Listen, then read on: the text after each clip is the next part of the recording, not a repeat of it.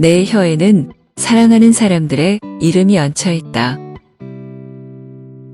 그는 가슴이 두근거리는 일이 두 가지 있다고 했다.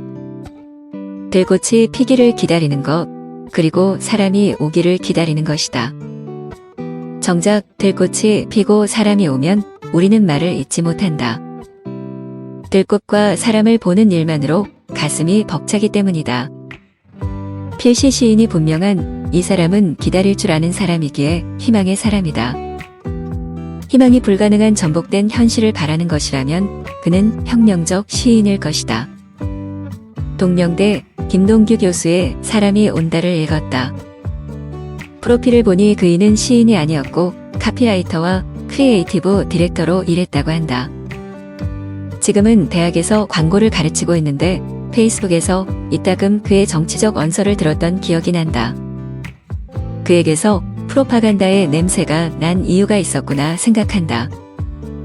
이 책은 표지가 내용을 압도하고 산문은 켜켜이 쌓인 사람의 땀내가 나고 그 사이사이 향긋한 들꽃 그림자가 어른거린다. 기꺼이 필자에게 표지로 들어갈 그림을 허락했다는 이목상 화가에게도 고맙다는 인사를 드리고 싶다.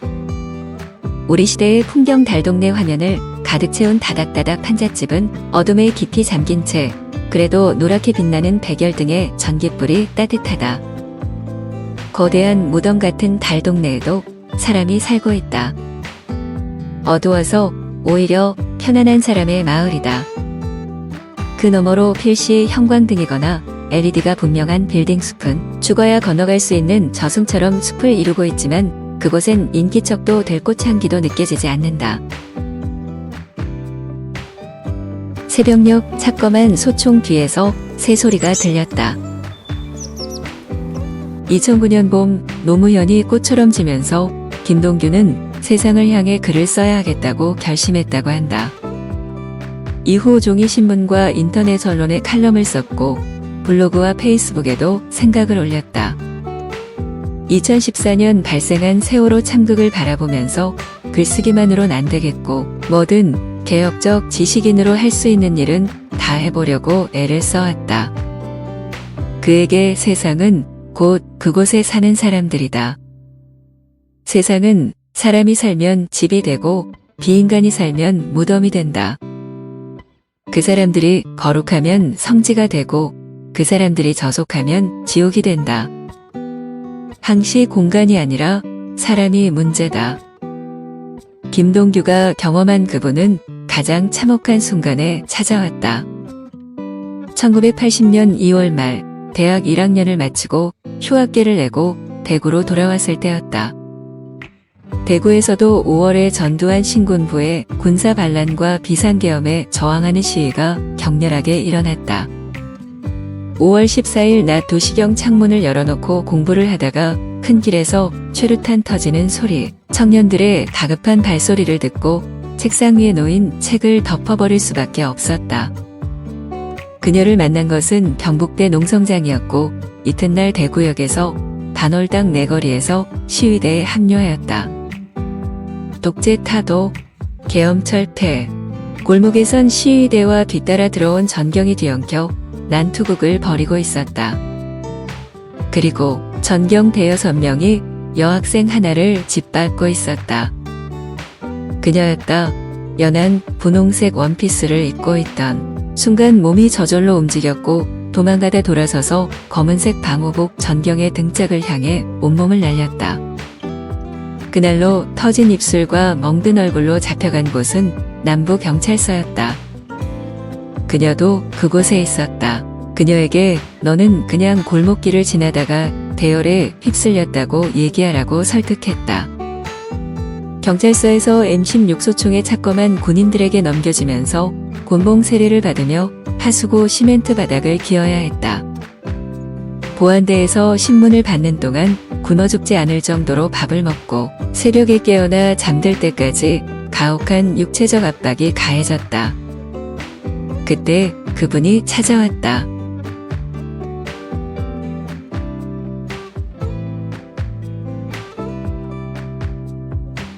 어느 날 새벽 악몽에 시달리다가 더러운 매트리스 위에서 잠이 깨었다. 똥이 휘풍하게 터오고 있었다. 바람이 사정없이 실내를 휩쓸고 지나갔다. 그런데 어디선가 무슨 소리가 들리는 게 아닌가. 바라크 주위에는 오래된 포플라 나무들이 들러서 있었다. 높고 기름한 그 나무의 가지 위에서 무슨 소리가 들려오는 거였다. 새소리였다. 이름을 알 수 없는 새 한 마리가 맑고 슬픈 소리로 울고 있었다. 세상과 자신이 겪은 참혹한 상황에서 그분을 까맣게 잊고 살았는데 난데없이 그분이 이 상황 속으로 들어오셨다고 김동규는 기억한다. 영혼의 빛을 꺼버릴 만큼 절망적인 상황에서 희망을 찾기란 어렵다. 이것이 인간인가의 저자인 프리모 레비는 이탈리아 출신의 유대인 화학자이자 작가로서 나치하에서 레지스탕스 활동을 벌이다가 아우슈비츠 수용소에 갇혔다. 그는 지옥을 뚫고 기적적으로 생존했지만 홀로코스트라는 끔찍한 현실을 허락한 신에게 절망한 나머지 1987년 끝내 자살했다. 김동규는 자신이 1980년 5월에 겪은 충격이 그러했다고 고백한다. 보안대에서 풀려나온 뒤에도 절망감에서 온전히 벗어날 수 없었다. 다 함께 사는 공동선은 생명 존중과 평화를 바탕으로 민주주의를 추구합니다. 아무리 부정했어도 겨자씨만큼은 신에 대한 믿음이 남아 있었다. 하지만 그것조차 짜부라지듯 사라졌다. 그 빈자리를 절망과 허무가 차지했다. 이러할 때 자신을 파괴하지 않고 살아남기 위해 인간이 할 수 있는 것이 무엇이겠는가? 세상을 잊기 위해 세상을 탐닉하고 밑바닥까지 스스로를 소진하는 일뿐이었다. 김동규는 절망의 밤길을 걷고 있을 때 다시금 그분을 만났다. 산골짜기에 있는 초등학교에 근무하는 선배를 찾아가다 막차를 놓쳐 밤길을 걷다가 올려다본 하늘 때문이다. 은하수 때문이었다. 저 많은 은하들이 어떻게 한치의 충돌도 없이 제 갈 길을 가면서 완벽하게 우주를 구성하는 것인가라고 물었다. 저 하늘과 별과 우주를 만들고 움직이는 누군가 있어야 하지 않을까 생각하다가 수백만의 별들이 무슨 생명을 얻은 듯 기우뚱 기울어지더니 파도처럼 일제히 내 눈 안으로 쏟아져 들어왔다고 김동규는 고백한다. 그는 하느님을 허물어져 인간이 할 수 있는 모든 노력이 끝난 자리 어찌하여 나를 버리십니까? 라는 처절한 고백이 나오는 자리에만 오시는 분이라고 말한다. 김동규는 바닥에서만 하늘을 볼 수 있다고 강변하는 것처럼 보인다. 절망을 동반하지 않는 것은 희망이 아니라고 말하고 싶은 것처럼 보인다. 김동규가 꿈꾸었던 세상은 아직 오지 않았다. 당연하다. 영영 오지 않을지도 모른다. 그래서 불가능한 미래를 희망하는 일은 더욱 거룩한 과업이 된다. 사람이 온다는 책의 말미에 평생 혁명을 꿈꾸었으나 혁명을 만나지 못한 망명계 마르크스의 무덤을 찾아가는 이야기가 등장한다. 마르크스 무덤을 찾아가는 가장 빠른 길은 지하철을 이용하는 것. 인터넷 블로그를 통해 미리 하이게이트 묘지 위치를 파악해 두었다. 런던 지하철 노든 라인의 하이 바넷지선을 타고 올라가면 2존과 3존 경계 아치웨이 역이 있다. 역에서 나와 언덕을 쭉 걸어 올라가면 묘지가 나온단다. 11.6과 5.18을 겪으며 20대를 통과한 세대에게 이 유대 혈통 혁명가 이름은 마음에 새겨진 하나의 화인이었다고 고백하는 김동규에게 마르크스는 아득한 옛사랑의 그림자였다. 이들에게 런던에 찾아와서 마르크스를 만나러 가는 발길은 아픔이라고도 서글픔이라고도 할 수 없는 복잡하고도 뒤엉킨 감정을 던지는 것이었다. 오래전 세상을 떠난 친구 무덤에 꽃 들고 찾아가는 심정이라고 했다. 대리석 좌대 위에 놓인 마르크스의 두상 아래 공산당 선언의 유명한 구절이 적혀 있다. 워커즈 오브 올 랜즈 유나이트. 만국의 노동자여 단결하라. 아래쪽에는 독일 이데올로기에서 인용한 The philosophers have only interpreted the world in various ways. The point is to change. 철학자들은 단지 세상을 이모저모로 해석해왔을 뿐이다. 그러나 중요한 것은 세상을 바꾸는 일이다. 마르크스의 무덤가에서 정작 김동규의 마음을 사로잡은 것은 그의 무덤을 둘러싸고 있는 혁명운동가들의 묘비와 그곳에 새겨진 문장들이었다. 마르크스 묘비에서 2미터도 안 떨어진 곳에 트리니다드, 토바고 출신의 여성운동가가 아버지 곁에 묻힌 딸처럼 잠들어 있다. 좁은 길을 건너면 쿠르드 공산당 창시자를 비롯한 혁명가들의 묘비가 즐비하다. 어떤 것은 아랍어로 새겨져 뜻을 알 수 없었다.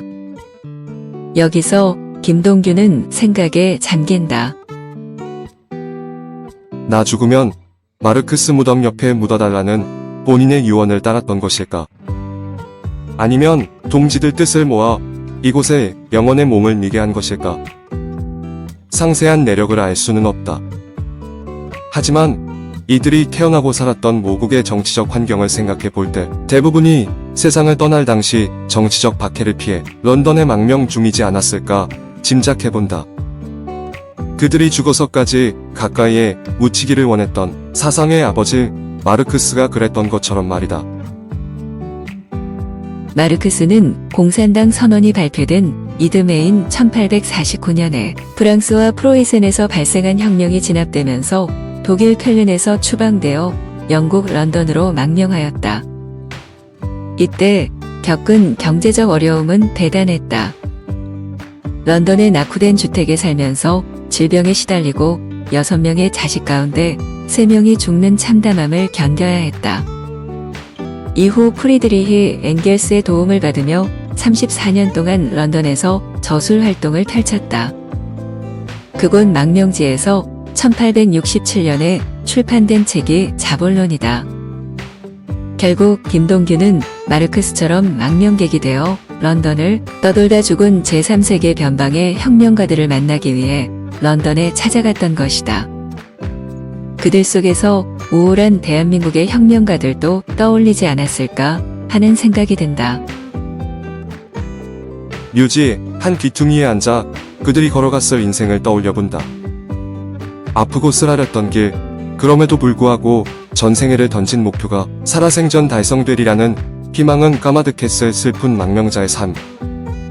이들의 평생이 거대한 역사의 수레바퀴 밑에서 과연 어떤 의미를 지닌 것이었을지. 나무그늘 사이로 누군가의 노래인 듯 서늘한 바람이 불어오는데 그곳에서 김동규는 살았고 싸웠고 죽어간 이들을 애도하는 성호를 그었다. 이런 것을 두고 살아남은 자의 슬픔이라고 말해도 좋을까? 아직 성취되지 않은 혁명은 기다림을 동반하기에 아름답고 어쩌면 아직 성취되지 않았기에 다행이다. 중요한 것은 혁명 자체보다 혁명을 갈망하는 자의 목마름이겠다. 그 목마름이 자신을 혁명적으로 다그친다. 내 삶의 초점을 나에서 너에게로 옮기라고 재촉한다. 내 사랑의 확장을 요구한다. 프란치스코 교종이 형제애를 강조한 이유가 여기에 있다. 타인을 구원하기 위해 헌신하는 동안에 정작 구원받는 것은 자기 자신일지도 모른다. 우리 몸이 가벼워져야 천국에 다가서기 때문이다. 결국 김동규는 사람이 온다라는 책에서 내가 사랑하고 사랑했던 사람들이 곧 라임을 확인하라고 다그치고 있는지도 모른다. 나는 지나가는 사람이 아니라오. 이 들판을 누볐다오. 내 발등에는 불키, 내 혀에는 사랑하는 사람들의 이름이 얹혀 있다오. 다 함께 사는 공동선은 생명 존중과 평화를 바탕으로 민주주의를 추구합니다.